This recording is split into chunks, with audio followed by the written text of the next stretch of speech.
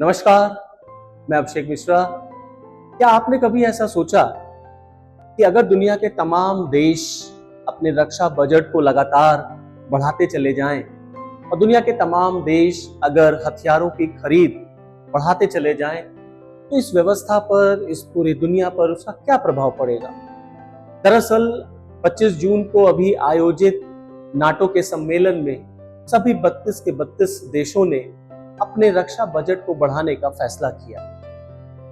NATO सम्मेलन में आयोजित सभी देशों ने अपने जीडीपी का 5% रक्षा बजट पे खर्च करने का निर्णय लिया है। दरअसल ये सारा निर्णय, ये सारा फैसला डैडी ट्रंप के कहने पर हुआ है। डैडी ट्रंप वर्ड आजकल बहुत ट्रेंड में है। ट्रंप अपने आप को डैडी कहलाना पसंद करते हैं। उन्हें अच्छा लगता है कि लोग उन्हें डैडी कहें। जिस तरह से बच्चे घर में लड़ते हैं तो पिता डैडी जो है बच्चों को शांत कराते हैं, ऐसे ही ट्रम्प दरअसल अपने आप को नोबेल प्राइज दिलाना चाहते हैं। तो दुनिया में कहीं भी झगड़ा होता है, कहीं भी फसाद होता है, तो वहां पहुंच जाते हैं और वहां पे वो शांति की स्थापना की बात करते हैं। और ये शांति की स्थापना वो हथियार बेच के करते हैं। अभी हमने ये बहुत ही जल्दी इस चीज को देखा इजराइल और ईरान के युद्ध में, किस तरीके से अमेरिका ने भूमिका निभाई। प्लस रशिया और यूक्रेन के बीच जो जंग चल रही है, उसमें हम सब इस बात को देख ही रहे हैं। दरअसल नाटो सम्मेलन में जो निर्णय लिया गया, उसके पीछे भी अमेरिका की ही एक तरीके से दादागिरी या अमेरिका का ही दबाव काम कर रहा है। अमेरिका लगातार नाटो देशों के ऊपर ये दबाव बना रहा था कि अमेरिका नाटो देशों को ज्यादा से ज्यादा वित्तीय सहायता नहीं देगा और नाटो देशों को अपनी रक्षा स्वयं करनी पड़ेगी। नाटो, जिसे हम नॉर्थ अटलांटिक ट्रीटी ऑर्गेनाइजेशन कहते हैं, जिसमें कुल 32 देश शामिल हैं और ये सभी देश एक कलेक्टिव सिक्योरिटी के प्रिंसिपल पे काम करते हैं। जिसका मतलब होता है अगर इनमें से किसी एक देश पे हमला हुआ तो वो हमला सभी देशों पे माना जाएगा और ये सब मिलकर के फिर अपने दुश्मन से मुकाबला करेंगे।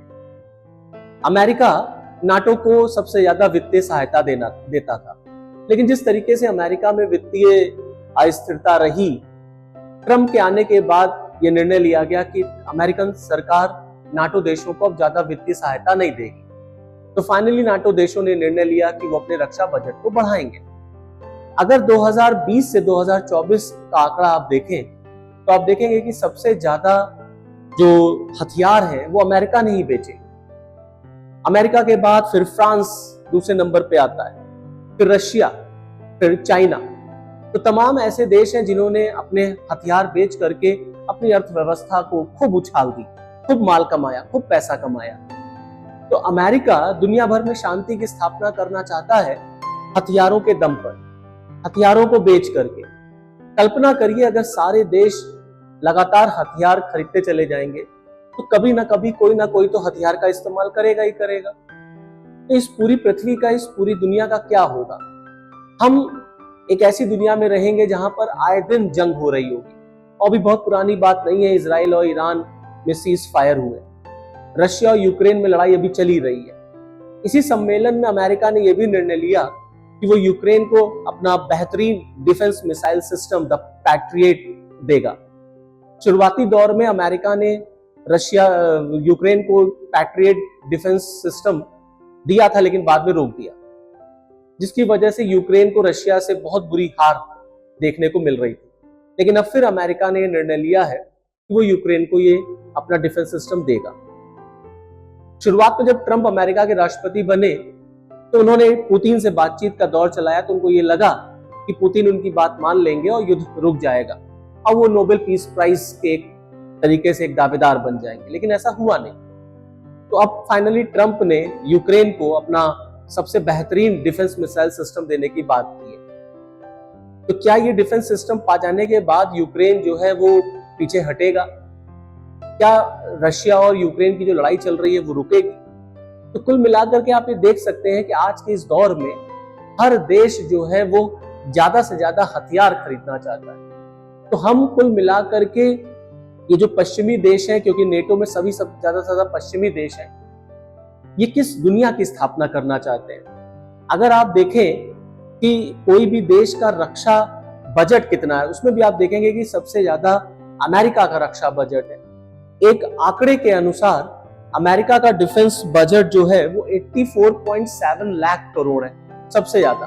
उसके बाद चाइना का 26.6 लाख करोड़, फिर रशिया का 12.7 लाख करोड़, फिर जर्मनी का 7.5 लाख करोड़, फिर इंडिया का 7.3 लाख करोड़।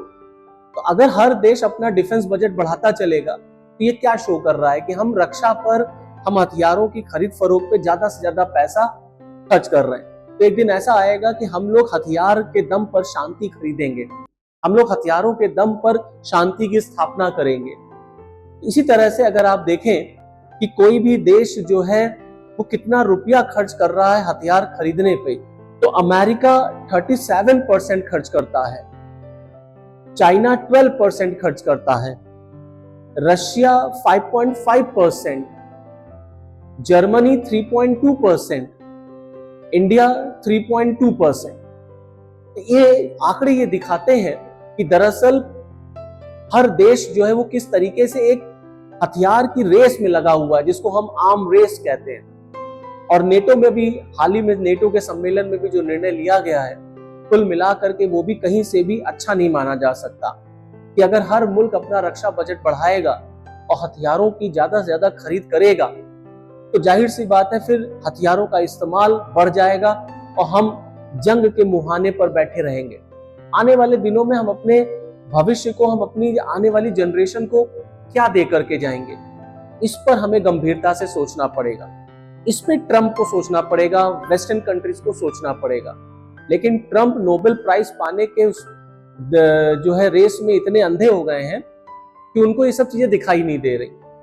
तो कुल मिलाकर के हम कैसा भविष्य, कैसा जो है वातावरण, कैसी दुनिया स्थापित करना चाहते हैं, ये बड़ा गंभीर विषय है।